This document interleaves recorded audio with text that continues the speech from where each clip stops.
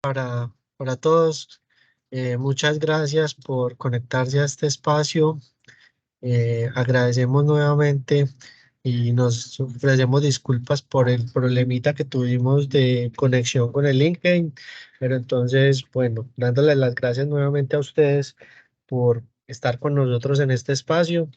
Les recordamos que entonces los clubes de lectura de EPD son unos espacios que buscamos y creamos desde Camacola, Antioquia, y con el acompañamiento de Acuario, eh, One Click, Consejo Colombiano de Construcción Sostenible, con el fin de democratizar en los temas de las declaraciones ambientales de producto en el sector de la construcción. En el día de hoy, pues tenemos el acompañamiento de Sergio, que Sergio pues es nuestro acompañante siempre y asesor en estos clubes de lectura, y hoy tenemos un espacio muy interesante con el cual queremos validar y revisar cómo interpretar las EPDs, que es un tema de mucha actualidad y que muchas veces pues por el desconocimiento que tenemos no sabemos sobre todo cómo leerlo, cómo interpretarlo. Y bueno, ese es el espacio de lo que queremos revisar en el día de hoy. Sergio, darte la bienvenida y muchas gracias por estar con nosotros en este espacio. Buenas tardes. Hola Julián, muchísimas gracias por tu inicio en este evento, obviamente por toda la organización. Nuevamente disculpas a los asistentes por el inconveniente con LinkedIn.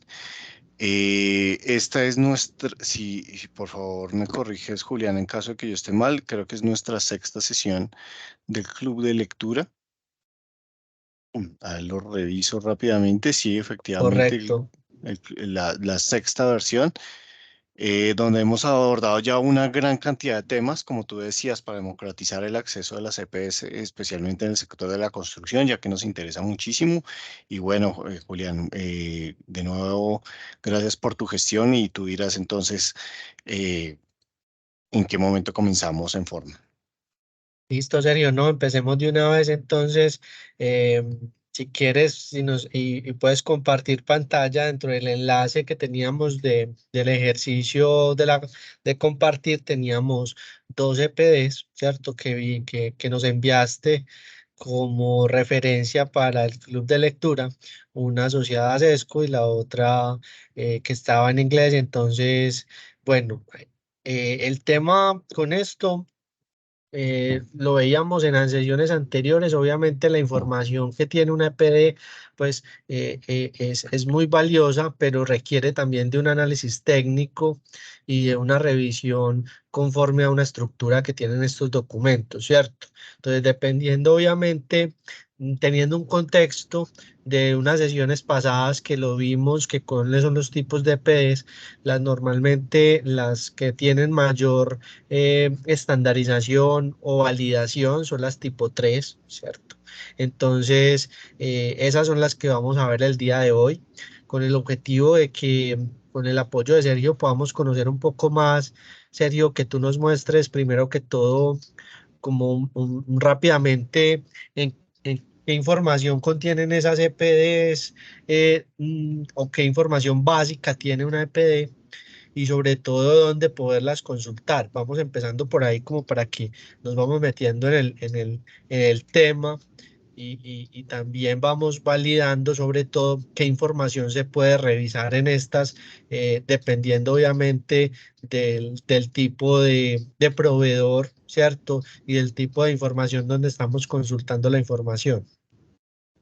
Listo, claro que sí, Julián. Entonces, pues bueno, pues quisiera antes de comenzar a señalar algunos puntos de la EPD, pues que estas obedecen a varios estándares, o, pues bueno, de pronto es mejor decir estándares que normativas, especialmente la normativa europea que estoy señalando, que es la 15804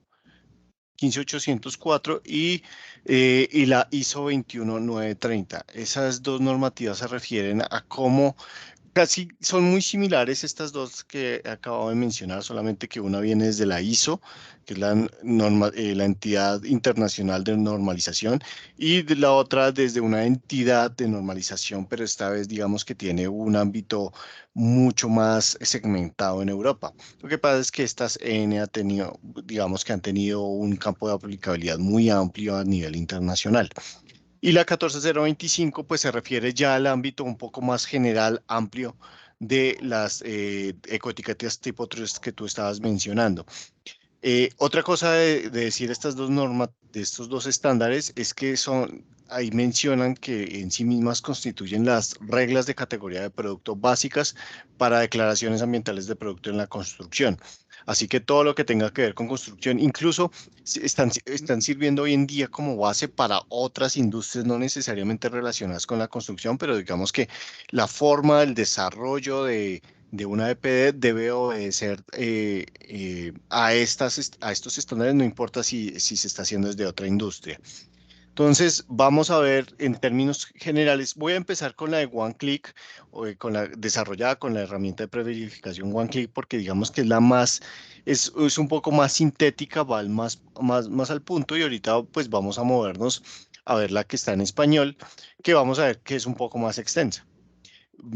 Algo importante para decir es que no hay un número de páginas previamente establecido para una EPD, pero entonces los fabricantes, el quien desarrolla la EPD, pues digamos que tienen cierta libertad de incorporar información técnica que ellos consideren relevante. Por eso hay unas variaciones de páginas.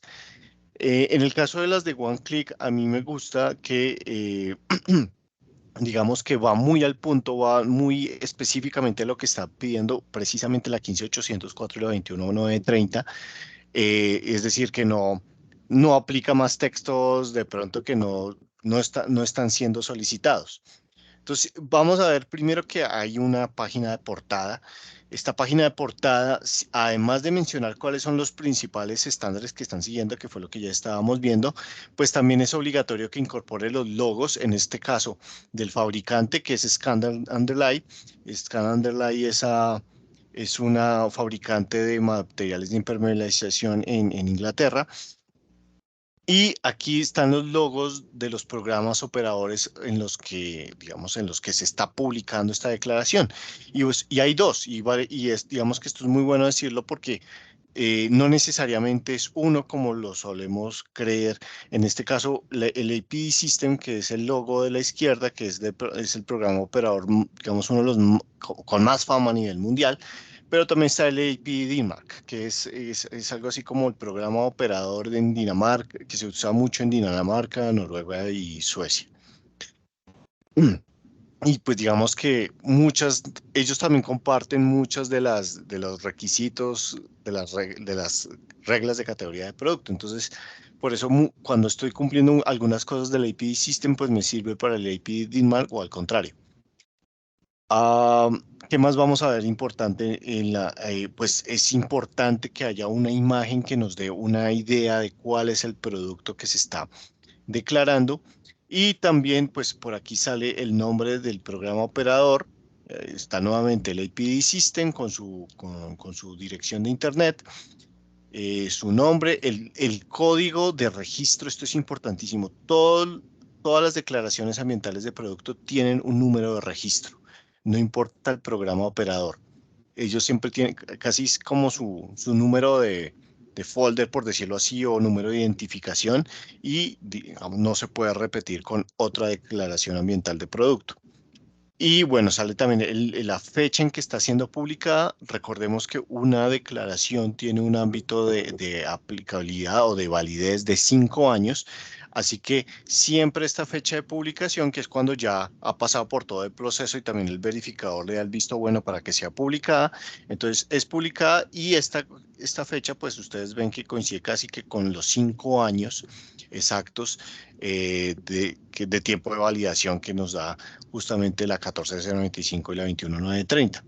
Y aquí también mencionan que hay algo que llaman el alcance geográfico, y en este caso están poniendo la Unión Europea. Esto es porque varios de los materiales, insumos, procesos de fabricación y también vida útil, es decir, a donde se distribuye el material, pues no corresponde solamente con un país europeo, sino con varios. Entonces, por eso se pone esta región que es Europa. Sergio, Mm, entonces ahí te hago una pregunta, qué pena. Entonces, sí. entonces en ese orden de ideas, cuando hablas de ese punto de Unión Europea, entonces ya es un punto también de acotación sobre el cual, por ejemplo, nosotros en Latinoamérica, lo ideal sería primero tener información de Latinoamérica, pero obviamente esta puede ser como una referencia que tengamos en cuenta en caso de que no encontremos información en Latinoamérica, ¿es así? Sí, sí, sí y no. Pues mira, esa pregunta vale la pena entonces que revisemos la versión en español, digamos, de esta declaración ambiental de producto desarrollada por ASESCO.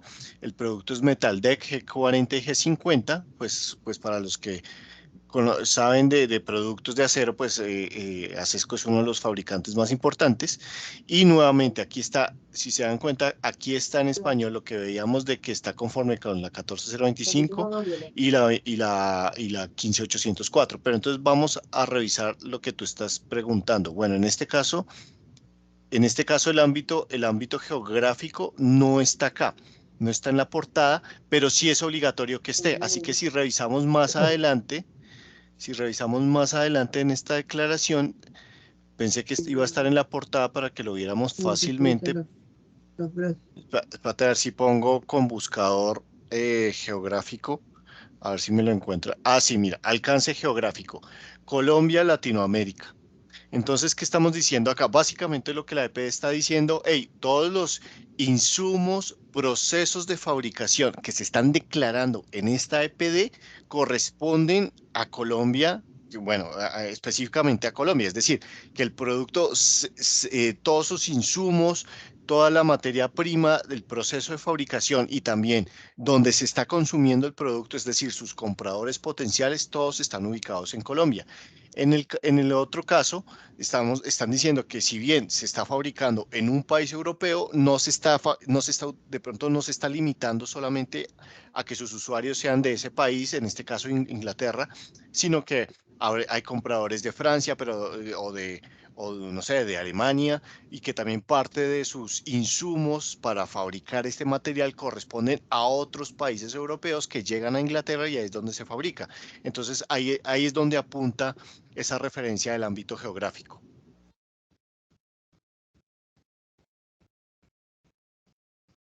Perfecto, listo. Dale, sí, continúa. Gracias, Sergio. listo. Entonces vamos a ver que posteriormente aparece una siguiente hoja donde dice información general. Aquí todo esto es obligatorio, de obligatorio cumplimiento, donde hay datos pues del fabricante. Está con sus datos de contacto, dirección, correo electrónico, página de internet, el nombre del producto específico, la referencia, el lugar de producción. Mira, aquí me equivoqué, no es en Inglaterra, sino es en Dinamarca, donde se está fabricando. Un código del CPC, que es un código de las Naciones Unidas para diferenciar tipologías de materiales. Aquí nuevamente menciona quién es el programa operador, el APD System. Los estándares los mencionan nuevamente acá, la 15804, la ISO 1425, la 21830. Las reglas de categoría de producto. Entonces, en este caso, ese documento, pues ahí tiene que mencionarse el que ha sido generado desde el mismo programa operador. Como es el APD System, entonces ellos tienen un documento específico que se llama así 2019-14 productos de la construcción. En este caso es con la versión 1.11. Y ellos están diciendo, hey, nosotros nos amparamos, es decir, todos los requisitos para desarrollar una declaración se está haciendo conforme a esa regla de categoría de producto de la API System. Y acá está el autor, quien desarrolló el estudio de la EPD, y bueno, estoy yo como verificador de declaraciones ambientales de producto para la API System. Y nuevamente el código que lo identifica y la validez el tiempo de inicio y de fin de la validez de esta EPD. Hagamos el similar con la que se desarrolló aquí en Colombia.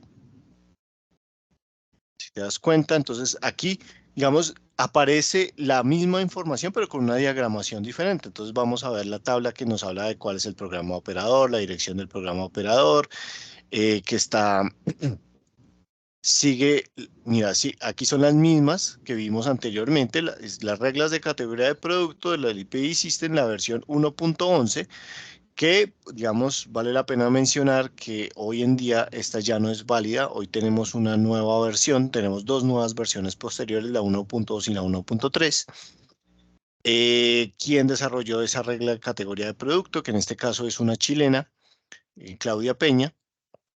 El responsable, es decir, el desarrollador de esta EPD, que ha sido uno de nuestros panelistas en este club de lectura, Luis Felipe, con su empresa Acá Sostenible, y nuevamente aparezco yo pues como verificador de esta declaración ambiental de producto.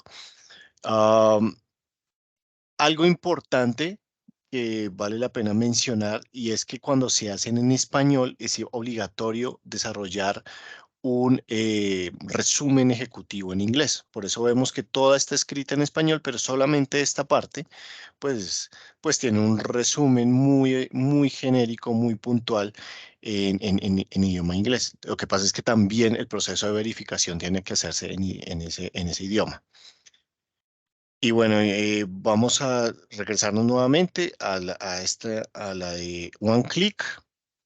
Y empezamos con otra, digamos, con otras partes específicas que nos solicitan en una declaración y es una descripción del producto. Entonces aquí pues nos dicen que este producto está hecho para desarrollar producto, es un producto de aislamiento, eh, no solamente de aislamiento, sino también de impermeabilización, el ámbito de la aplicación. Entonces, básicamente ahí nos dicen en qué productos específicos se está aplicando. Pues ahí nosotros mencionamos que es para el sector de la construcción, que sirve, que tiene unos códigos de desempeño.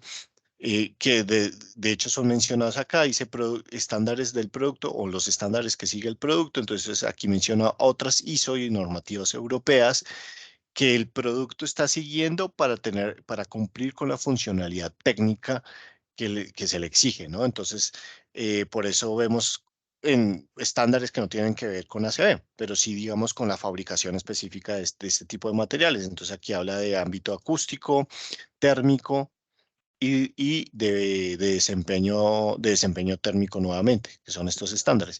Y hay unas especificaciones técnicas. Entonces, dice que impacto de ruido, entonces con acústica, la conductividad térmica.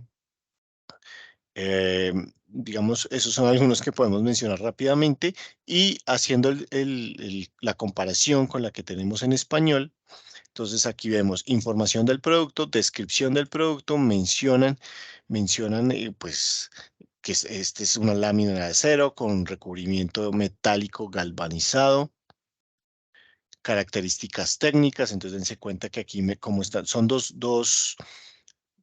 especificaciones, dos referencias de producto. Entonces ellos aquí están haciendo esa especificación y además que a pesar de que es una especificación, se vende con diferentes calibres o diferentes espesores. Entonces aquí mencionan cuáles son esos calibres, el peso, un corte con las especificaciones que cumple esta lámina metálica colaborante, Metal Deck 3, nuevamente especificaciones técnicas, propiedades mecánicas, los megapascales y PSI, la presión pues que soportan estos productos. Y bueno, aquí nuevamente el CPC y el alcance geográfico que ya hemos revisado. Aquí hay algo importante y es que nos pregunta cuáles son los principales materiales, tanto del producto, que pues ya vimos que en este caso que es acero, pero también aquí por aparte nos están preguntando del empaque. Es decir, el empaque, ese es un componente esencial que tiene que estar implicado dentro del análisis de ciclo de vida de un producto. En el caso digamos, de un concreto, de un acero, de pronto el empaque no es gran cosa porque se lleva tal cual es fabricado, se lleva a las horas de construcción, pero en el caso de un material de aislamiento como el que veíamos aquí con este producto, pues el material de empaque sí es importante porque seguramente de pronto lo venden en cajas, ¿no? O en un empaque plástico y eso hay que incorporarlo dentro del estudio de análisis de ciclo de vida. Vamos a ver que aquí nos hablan de polipropileno textil, incluso que hay cierta cantidad de material reciclado en este material. Aquí es importante, esto es una norma, esto es algo que por normativa se debe declarar. Si, la fabricación del producto está utilizando alguna sustancia que está dentro del listado REACH. El listado REACH es un listado europeo donde menciona cuáles son ciertas sustancias que están vinculadas con componentes tóxicos o vinculados con afectaciones a la salud humana, así que si el fabricante está utilizando alguna de esas sustancias en un componente mayor a 1% o 5%, pues tiene que, dentro de la declaración, pues tiene que estar mencionada. En este caso no están aplicando ninguna de esas. Aquí está nuevamente la composición del producto, que era lo mismo que estamos viendo en el caso de esta declaración del Metal Deck, la composición del producto.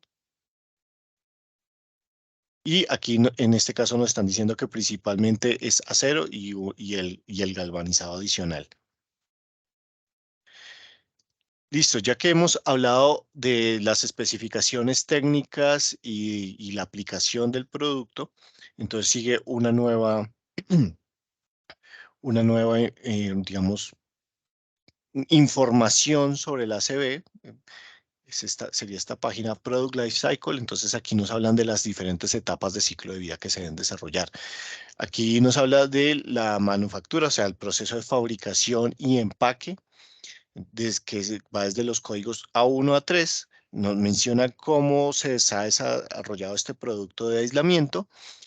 A4 a 5 se refiere al transporte desde el sitio de fábrica hasta el sitio de aplicación y también el proceso de instalación, es decir, en una obra de construcción, el hecho de llevar un material y a veces instalarlo, a veces eso tiene unos impactos adicionales. Por ejemplo, la energía que se consume, el empaque que se deja a un lado y por lo general queda convertido en un residuo en ese momento.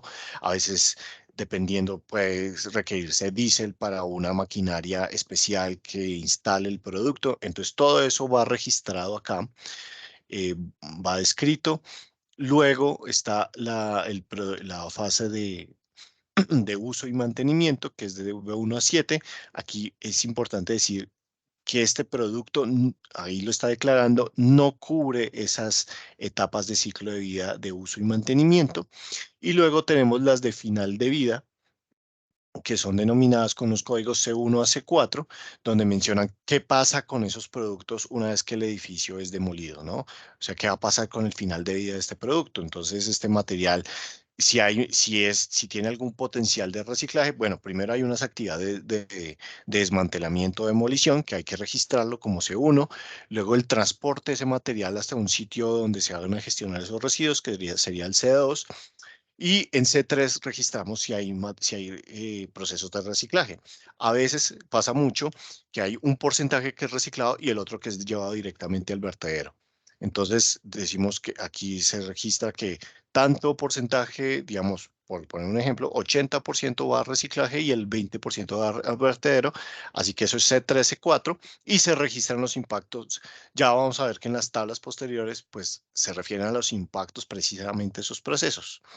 Y esto va acompañado siempre con un diagrama o un mapa eh, conceptual, llamémoslo así, de cómo se desarrolla el proceso de fabricación. Aquí sale muy pequeño por la cantidad de procesos que ellos han aplicado, pero entonces dense cuenta que si lo agrandamos, nos sale materiales A1 a 3 con los diferentes procesos implicados en A1. Entonces, aquí, de hecho, si se fijan, aquí salen los mismos materiales que ellos ya han declarado anteriormente. El proceso de fabricación que vendría a ser A3, entonces se refieren aquí con el uso que se consume electricidad. De hecho, por aquí dice que ellos incorporan una turbina eólica para generación de electricidad y que la utilizan esa electricidad dentro de su proceso de fabricación. También hay un proceso de producción, de aprovechamiento de calor, aquí nos mencionan que se generan ciertos residuos en ese proceso de fabricación. A4, que es el proceso de transporte hasta la obra de construcción, nos mencionan que se está utilizando un camión estándar de transporte de capacidad de 16 a 32 toneladas. A5, el proceso de instalación. Y el final de vida, es decir, que pasa en la demolición de esos productos. Y ya, eso es en términos generales. Mm, Sergio, discúlpame, te hago una pregunta ahí. sí, Entonces, ¿es necesario que cualquier EPD tenga todas estas fases o bajo qué criterios se define o define el fabricante cuáles fases de estas incluir? eso está dentro de la regla de categoría de producto. Ese documento habría que revisarlo, pero por contártelo de manera general, es obligatorio hoy en día hacer como mínimo. Y digo, hay algunos asteriscos, hay algunas excepciones, pero a nivel general todos tienen que registrar o declarar de A1 a 3, que es el proceso de extracción de materias primas y fabricación, y las de final de vida C1 a C4. Sí, D también es exigible, pero pues nosotros también podemos poner que si no estamos incorporando procesos de reciclaje, pues digamos el D pues aparecerá en cero. Entonces, con que tú tengas esos dos, ya se estás cumpliendo lo mínimo. Y hay fabricantes que incorporan de manera optativa también estas etapas de transporte, instalación, también uso y mantenimiento. Pero entonces la principal información que va a tener esta, pues como para los fines de lo que se usa en el sector de la construcción, entonces son esas dos que tú mencionas, que son como llamémosla, no sé si llamarla las emisiones directas o de ahí, pues obviamente teniendo en cuenta que estamos hablando de una categoría que es el carbono equivalente, ¿cierto? Porque obviamente nos explicabas en otra sesión que, que las análisis de ciclo de vida incluye otras categorías. ¿Cierto? Pero entonces hablando de esa categoría de carbono equivalente, las más principales o relevantes son estas dos entonces. Sí, señor, esas etapas de ciclo de vida. Perfecto. Y pues vamos a ver la que está en español, esa misma información que hemos revisado. Bueno, de hecho ellos comienzan con esta tabla que en esta EPD salió a lo último. Esta tabla es un resumen de las etapas que están siendo declaradas en esta PD. Entonces, si se dan cuenta, aquí dice A1 hasta A5 con una X, que quiere decir que estas sí se están declarando. Cuando aparece MND, significa módulo no declared, o sea, módulo no declarado, que son todas las B. Y está la C, que como ya mencionábamos, son obligatorias hoy en día para que sean declaradas. También va acompañada con el periodo de recolección de datos. Entonces, aquí el fabricante lo que dice este análisis de ciclo de vida o esta declaración ambiental de producto que obedece a un análisis de ciclo de vida se hizo a partir de información del proceso de fabricación correspondiente con el año 2022. Nos dice que todos los impactos utilizan una unidad declarada o unidad funcional que todos conocemos como 1 metro cuadrado de producto. Es decir, este producto que por lo general se instala en cubiertas o en muros, cubren cierto, digamos que cada metro cuadrado, así que cada metro cuadrado de ese material, pues vamos a ver los resultados, representa, perdón, me enredé, todas esas cantidades de impacto ambiental que vamos a ver en las tablas posteriores obedecen a 1 metro cuadrado de material. Y nos dice que la unidad declarada por la masa por unidad declarada es de 0.82 kilogramos, es decir, 1 metro cuadrado de material obedece en masa a 0.82 kilogramos de ese mismo producto. Y hay referencias al carbón biogénico, que si el producto lo incorpora, recordemos que el carbón biogénico es la parte del carbono que obedece a- a procesos naturales de absorción y emisión de carbono y que está muy vinculado sobre todo con el embalaje, ¿no? A veces porque este embalaje está hecho con cartón o materiales de origen vegetal, entonces ahí hablamos de carbón biogénico, entonces ahí nos dice el valor y vamos a verlo ahora acá. Entonces ellos comenzaron fue con esta tabla donde están declarando, dense cuenta que aquí están declarando con las X, dice las etapas de A1 a A3, que son las obligatorias, y, y C1 a C4, incluyendo D. Recordemos que en la anterior ellos estaban incluyendo A4 y A5, que no es este caso. Y aquí estamos viendo la descripción de esas etapas, ¿no? Entonces que A1, el suministro de materias primas pasa esto, en transporte pasa esto, A3 pasa esto, A4 y A5 pues ni las ve, aparecen ahí pues porque no están siendo declaradas, y luego etapas de final de vida, C1, C2, C3, C4, y los beneficios más allá de los límites del sistema, que es el D. Acá está el diagrama del sistema, que fue, digamos, en el otro caso vimos el ejemplo largo. Este es mucho más sintético.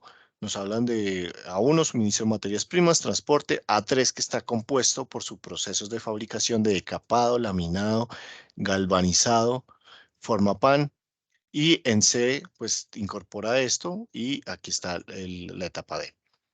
Hay algo que llaman criterios de corte, y es que digamos, de entre todo el conjunto de insumos, materiales para desarrollar un proceso de fabricación en estos materiales, a veces hay cosas que son muy pequeñas, ¿no?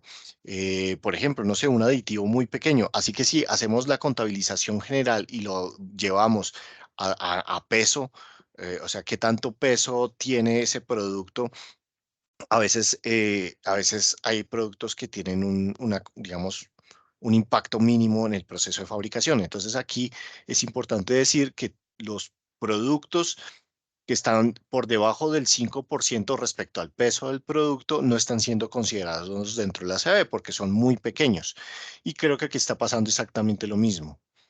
El criterio de corte, en este caso, miren, aquí dense cuenta que también dice lo mismo, que no excede, el criterio de corte no excede el 5% de los flujos de materia y energía que hay dentro del producto. Mm, bueno, más adelante vamos a ver otras cuestiones generales, como aquí dice asignación, estimaciones y supuestos. ¿Qué pasa? Que a veces, digamos, una EPD tiene que desarrollarse a partir de información principal del fabricante. O sea, principal me refiero a información primaria, es decir, recogiendo la información de ese proceso de fabricación del fabricante. Pero a veces no se tiene la información o hay que hacer unas suposiciones, como que por ejemplo, que el fabricante está utilizando una capa de pintura que se hace a mano y que ellos no tienen exactamente cuál es, como es una capa que desarrollan rápidamente, entonces no tienen contabilizado exactamente cuánta pintura se está utilizando ahí. Entonces se hace un supuesto y esos supuestos van aquí registrados. Entonces nosotros podemos decir algo así como que nosotros suponemos que a partir de una lata de pintura que tiene, no sé, 1 litro, entonces se utilizan en cada metro cuadrado de material se está utilizando alrededor del 1% de ese litro, entonces esa cantidad de litros se está desarrollando acá, pero es un supuesto, o sea, no es algo que tú tengas contabilizado, sino que estás asumiendo esa información. Entonces lo pones ahí y en el caso de aquí también, en la otra EPD, la que está en español, ay, ay, perdón, ¿me escuchan? Sí, Sergio, te escuchamos. Ah, disculpen, es que aquí se me... Sí, señor, te escuchamos. Ay, gracias, gracias por la confirmación. Es que ya, algo le pasó al computador y, y bueno, eh, me sale unas pantallas negras acá, como que me excedí con la memoria hoy, ¿Será que hay que pero cerrar el archivo? No sé. Volverlo a s- abrir de pronto. sí, voy a hacer eso. Voy a abrirlo aquí en otro punto. De pronto exceso de archivo. Ahí lo estoy volviendo a abrir en otra pestaña.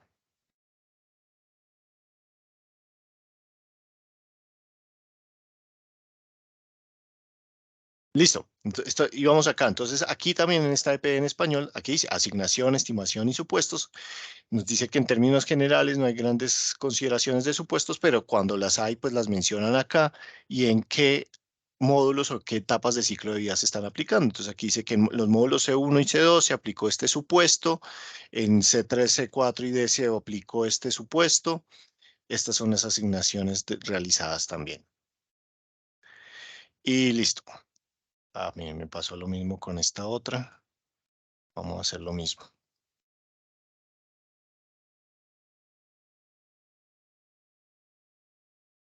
Bueno, mientras me va cargando, vamos a ver qué más adelante qué información. Y aquí, después, digamos, de todo eso, ya me empieza a aparecer información específica. Se me volvió a trabar el computador.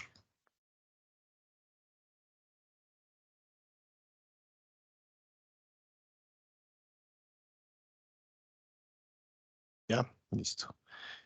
Voy a cerrar unos programas que tengo por aquí abiertos, que de pronto es eso lo que me está dificultando la conexión. Listo.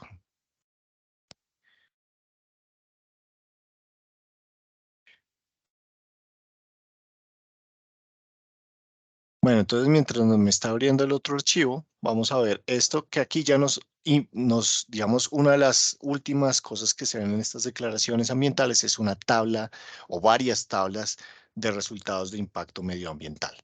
Entonces, en el caso de ASESCO, era cero, entonces vamos a ver que está el GWP que se refiere al potencial de calentamiento global o también llamado como huella de carbono, pero además que está dividido en 4 subtipos. Está el GWPU fósil, el biogénico, el LULUC y el total, que el total pues, es la sumatoria de los 3 anteriores. Y lo vamos a ver, bueno, aquí está la unidad, kilogramos de CO2 equivalente, y lo vamos a ver en cada una de las etapas de ciclo de vida. Entonces, A1 que se refiere a extracción de materias primas, A2 que se refiere al proceso de transporte, ah, A2 que se refiere al transporte, A3 que se refiere al proceso de fabricación, el total, A1 a 3 que se refiere a sumar de A1 a A3, y luego los impactos de C1, C2, C3, C4. Repito, aquí solamente mencionábamos la del carbono, pero también vamos a ver otros impactos ambientales como el agotamiento de la capa de ozono, que están con unas siglas ODP, que es algo así como Ozone Depletion Potential. Entonces, potencial de agotamiento de la capa de ozono. Y aquí las unidades son los kilogramos de clorofluorocarbonos 11 equivalente. Tenemos otros impactos medioambientales, como por ejemplo la eutrofización, el consumo de agua, el consumo de combustibles fósiles. Más adelante vamos a ver. Bueno, algo importante que siempre me preguntan es acerca de esta numeración. Esta numeración en notación científica.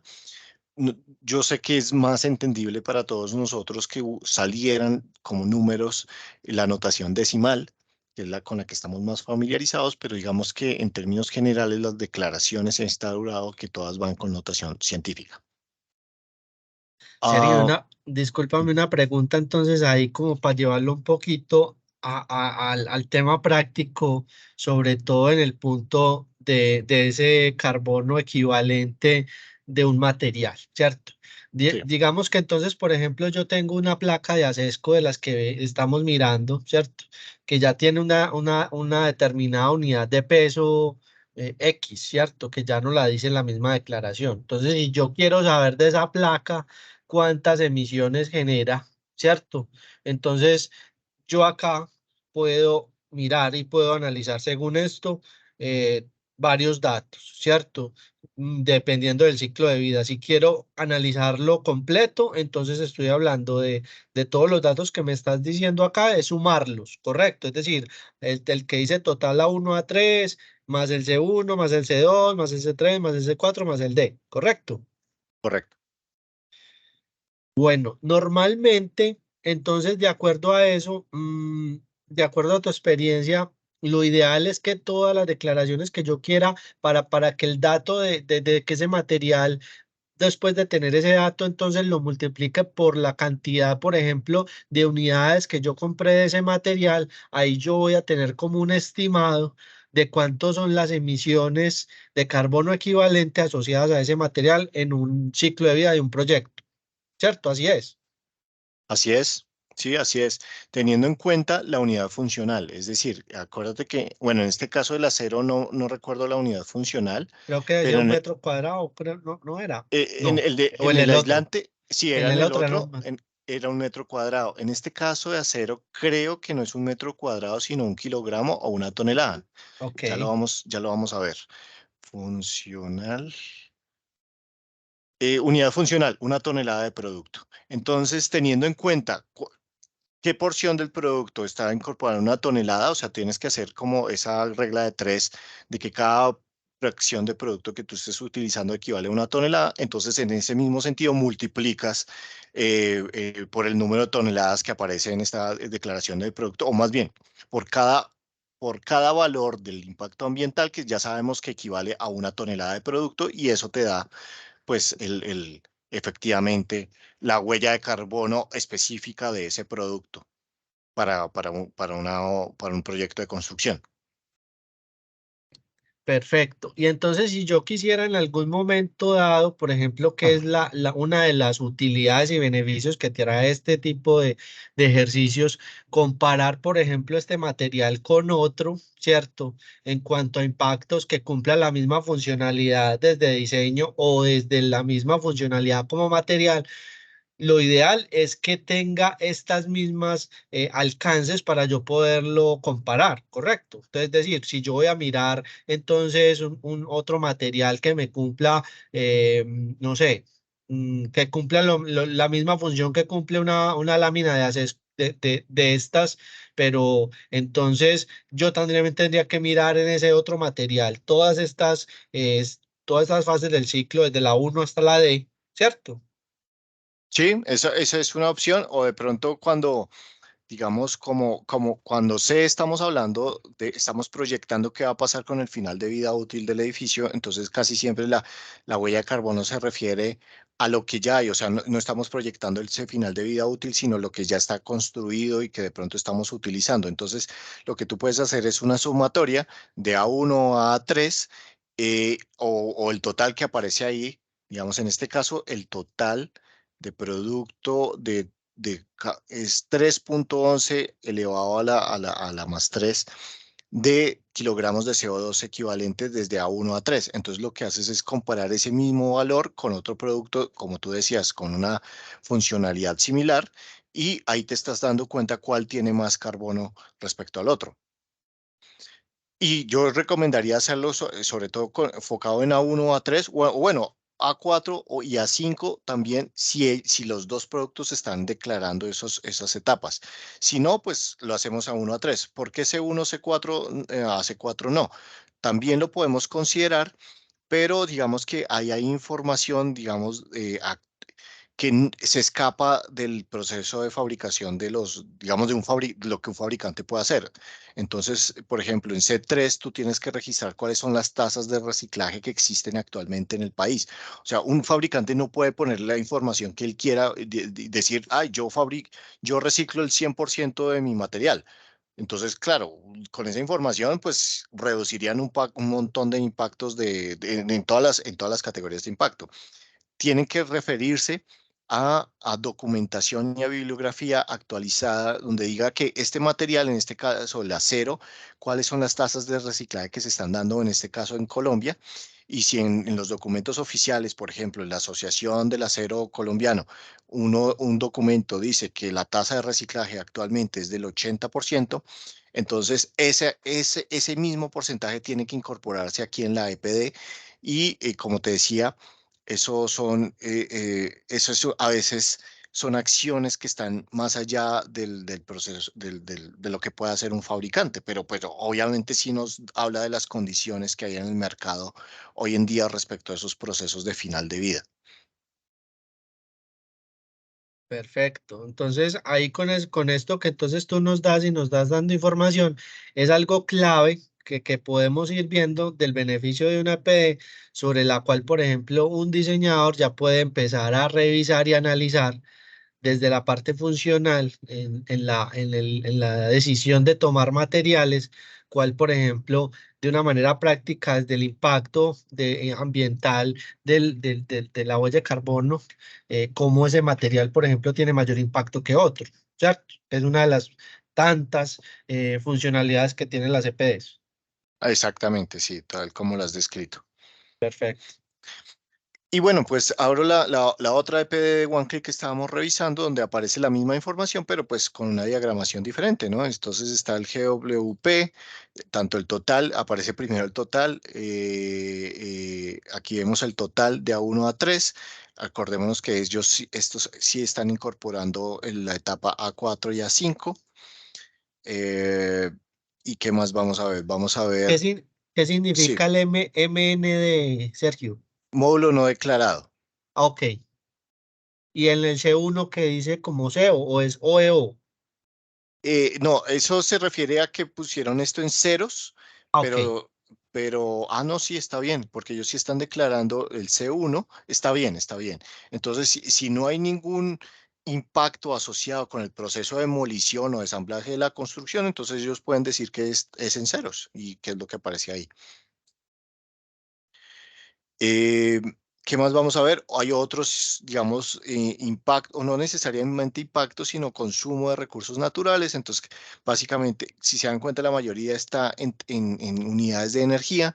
Entonces, aquí se refiere cuánta energía se está utilizando en el proceso, o en cada una de las etapas de ciclo de vida, cuánta de esa energía corresponde a combustibles fósiles, cuánta de esa energía corresponde a fuentes de energía renovable. Eh, mm, ¿Qué más vamos a ver? Kilogramos, materiales secundarios, es decir, si se está incorporando materiales reciclados, cuánta agua se está consumiendo en el proceso, que aquí aparecen en metros cúbicos. Mm, si hay materiales peligrosos o materiales radioactivos, también ahí se declaran las cantidades de esos materiales. Otros componentes, materiales dice aquí en exportación de energía o componentes para reuso o submateriales para el reciclaje. Y acá aquí nuevamente aparece la categoría de impacto ambiental de GWP, o sea, Global Warming Potential o potencial de calentamiento global en CO2 equivalente. Entonces la pregunta que podemos hacernos es, ¿por qué aquí se repite esa categoría de impacto que ya aparecía en una de las primeras aquí inicialmente? Y es que estos obedecen cada, a unas metodologías de cálculo, y cada metodología de cálculo incorpora un factor de caracterización para calcular la huella de carbono, que es diferente una de otra. Entonces puede que sea la misma categoría de impacto, pero la forma de calcularlo es diferente. En este caso están utilizando la metodología PEF, que es algo así como impacto, ¿cómo es? Product Environmental Performance, creo que es esto. Entonces, algo así como el desempeño ambiental de producto, que es una metodología de cálculo, y la que aparece más adelante aquí obedece a una fórmula o un factor de caracterización especificado por el International PE System para calcular la huella de carbono. Entonces, acá lo importante es ver que son formas diferentes de calcular la huella de carbono, pero en general se asemejan mucho, pero igual hay que declararlas por aparte. ¿Y Y por bueno, qué? Discúlpame, sí. Sergio, ¿y por qué se tienen que declarar por aparte? Porque la categorización o la forma, la metodología como ellos definieron eso lo exige. Sí, sí, eso se exige, y se exige que aparezca esto aparte. O sea que tú no podrías simplemente omitir esta tabla que estamos revisando, sino que debe ir incorporada dentro de la declaración ambiental de producto. Vamos a ver en el caso de Acesco, mira, aquí ellos también la están incorporando, impacto ambiental GWP del APD System. Y entonces cualquiera de esas dos, cuando las comparamos, o bajo qué criterio podríamos analizar o decir escojo esta como referencia o escojo la otra. Bueno, ahí hay que hacer bien esa precisión. Por lo general, depende del ámbito, depende para qué lo estés haciendo tú. Si tú estás haciendo un estudio específico de huella de carbono, entonces ahí lo recomendable sería, mm, yo he visto que los que más se están utilizando es aplicar otra metodología de cálculo, que es la del IPCC, la del Panel Intergubernamental de Cambio Climático. Entonces, repito, saca nuevamente el resultado de GWP pero según la metodología de cálculo del IPCC, que, que recientemente ya no se está usando en las declaraciones porque se está incorporando precisamente, esta es la del PEF, la que veíamos acá. Es que esto de la metodología del PEF viene dándose desde hace unos 2 años para acá. Antes de eso, se utilizaban las metodologías de cálculo CML, que era, el CML es algo así como el Instituto Medioambiental de la universidad, una universidad holandesa, que fue los que desarrollaron esas metodologías. Entonces, eran las que siempre aparecían en todas las declaraciones ambientales de productos. Si tú ves una declaración de pronto que fue publicada hace 2 o 3 años, es probable que aquí no aparezca PEF, sino CML. Y la CML iba acompañada ya no con el GWP del International APD System, sino con del IPCC. Entonces, esas son las que más se han utilizado para la huella de carbono. Y con estas que se vienen dando desde hace 2 o 3 años ya por las normativas que nos dicen que incorporemos estas, entonces yo creería que eh, en los últimos años, pues vamos a ver que las comparaciones se van a dar a partir de de esas dos formas de cálculo, en este caso, la del International IPD System, pero yo diría que más que todo la PEF.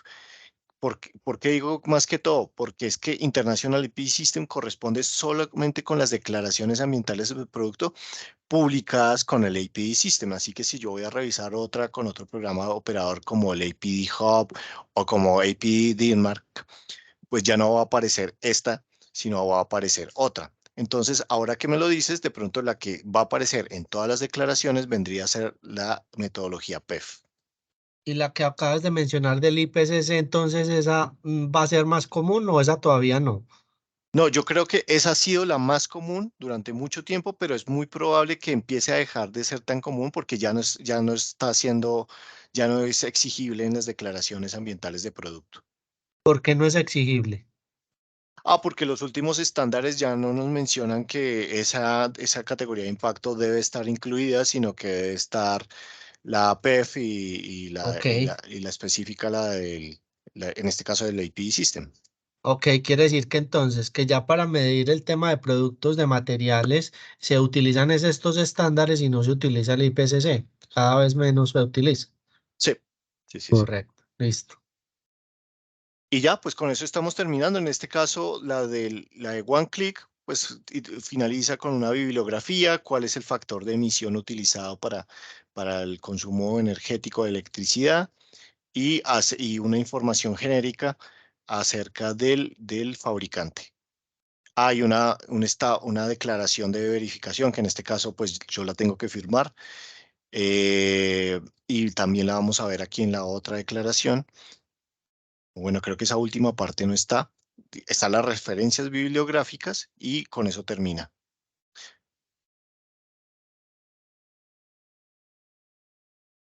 Perfecto. Listo, Sergio. No, pues muy claro, obviamente. Creo que nos has dado una muy buena información, sobre todo con estos dos EPs que hemos visto, de cómo poderlas revisar, cómo poderlas analizar. Y por último, de pronto, para que ya terminemos, que ya el espacio se nos termina, uno de los usos finales que más se le está dando también a los EPs actualmente es también usarlas en las certificaciones sostenibles de las edificaciones. Sobre todo creo que la certificación LEED permite y adopta unos puntos de crédito relacionados con eso. Entonces, cuéntanos rápidamente de pronto qué pide este tipo de certificación al momento de que sea una EPD, que sea tipo 3 o cuáles son las generalidades sobre todo que pide este tipo de estándar de certificación como para tenerlo en cuenta, para que las personas lo conozcan y sepan, teniendo en cuenta pues ese ejercicio cuando quieran optar por una certificación o el edificio está optando por esa certificación. Sí, claro, básicamente en sistemas de certificación como LEED, en el caso colombiano, como LEED y como CASA, eh, hay dos formas. Una es que tú dentro de tus materiales de construcción, especialmente lo que tenga que ver con estructura envolvente, pero no está limitado a eso.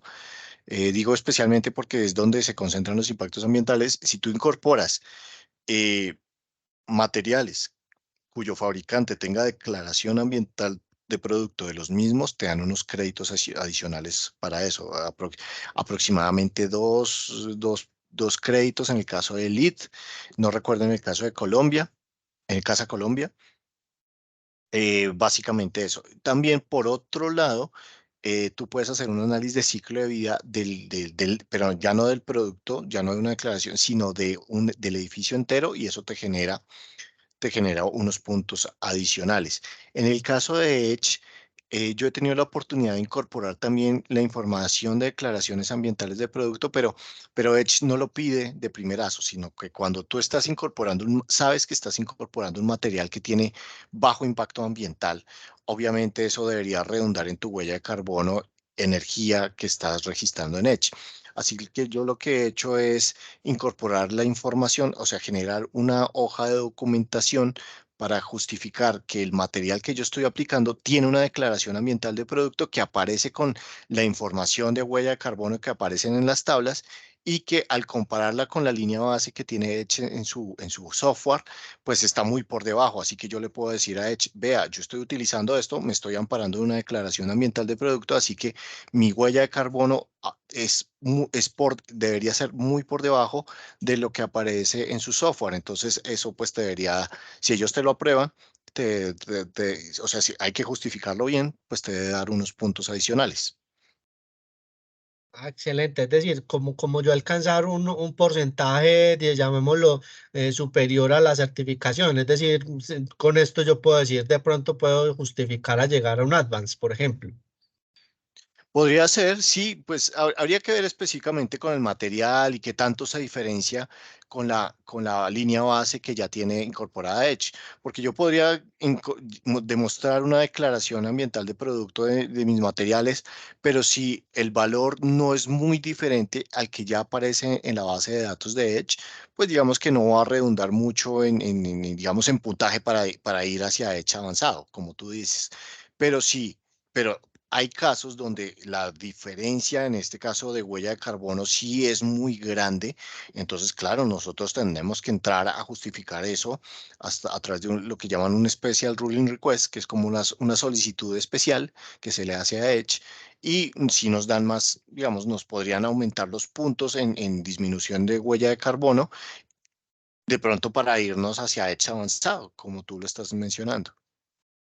Perfecto. Bueno, Sergio, muchas gracias por tu tiempo, por tu explicación. Creo que nos has dado pues como una información muy precisa, muy clara, que nos permite también como conocer un poco más de estas EPDs.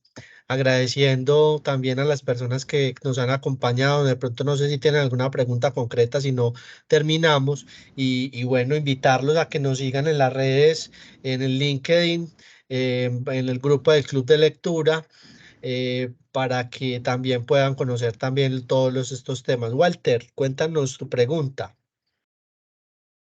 Bu- bu- Buenas tardes, un placer.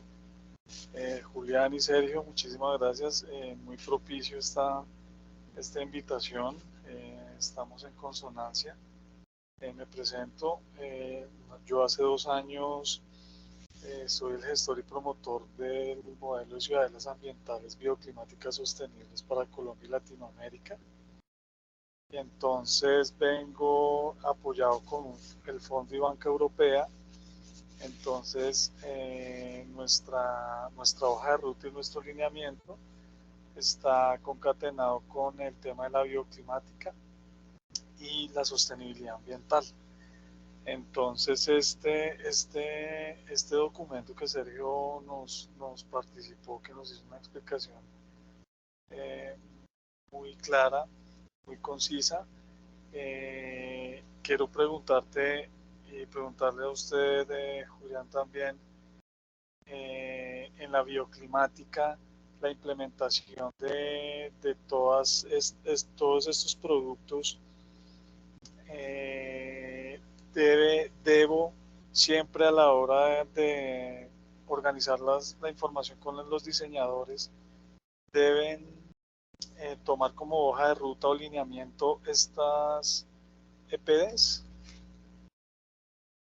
Walter, muchas gracias por tu pregunta. Pues Sergio, si quieres yo respondo y tú me complementas. Bueno, pues Walter, mira, sí, de hecho en Colombia nosotros desde el año anterior, el del 2021, tenemos un documento referencia que lo invito a que lo revises, que se llama la hoja de ruta de edificaciones neto cero carbono. Ese documento fue generado en una alianza de cooperación con WRI, con el Consejo Colombiano de Construcción Sostenible, y permitió que pudiera darle al sector de la construcción cuál es la hoja de ruta hacia la cual el sector de la construcción puede ser carbono neutro a 2050. Dentro de esos ejercicios y ese documento establece una serie de líneas estratégicas y unas acciones que debe emprender el sector de la construcción para ser carbono neutro. Entonces, en el tema de los materiales, sobre todo, habla sobre la necesidad de que Colombia tiene que avanzar en la adopción y en la implementación de declaraciones ambientales de producto. Entonces, es uno de los puntos que tiene la hoja de ruta como priorizados y que busca que todos los actores y que todas las actividades del sector de la construcción, en lo que mencionas, del diseño bioclimático, en la prioridad para poder conocer esos impactos ambientales, lo ideal es que avancen en las declaraciones ambientales de producto para que puedan conocer a detalle cuál es el impacto ambiental de sus materiales. Sergio, estamos acá con Walter que nos preguntaba del tema relacionado con todo lo que tiene que ver con materiales con diseño bioclimático, que si el punto a seguir era el tema de las declaraciones ambientales de producto. Entonces yo le estaba contextualizando de la hoja de ruta de edificaciones neto cero, que es como el documento de referencia que tenemos actualmente en Colombia y el cual nos habla de que es necesario de que todos los materiales avancen a conocer un poco más el impacto ambiental. No sé si ahí tengas algo que complementar o algo que en esa área de diseño bioclimático.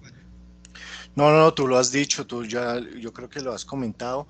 Es importante de pronto agregar que cuando estamos aplicando estrategias de diseño bioclimático, yo he tenido la oportunidad de hacer eso, podemos hacer el ACB del edificio. En este caso no aplica el material, porque acuérdate que el material, la unidad funcional es 1 metro cuadrado o 1 tonelada, así que no podemos registrar las disminuciones de energía o otros que está teniendo el edificio por cuenta del material, pero cuando hacemos una ACV del edificio, ahí sí que cuando tú estás disminuyendo en energía por las estrategias bioclimáticas o de diseño pasivo, pues eso sí redunda en una disminución de impactos ambientales en el ACV del edificio.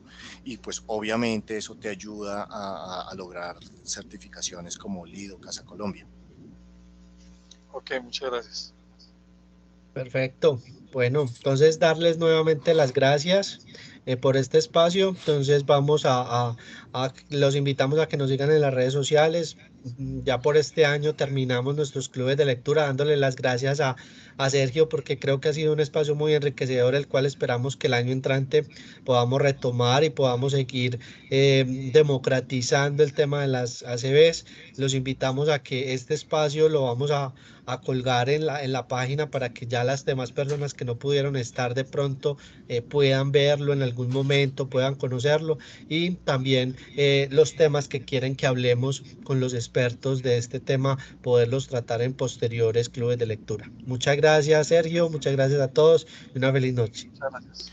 Gracias, Julián, gracias, Walter, gracias, Angélica, nos vemos. Buenas Descansen. noches. Hasta luego, feliz noche.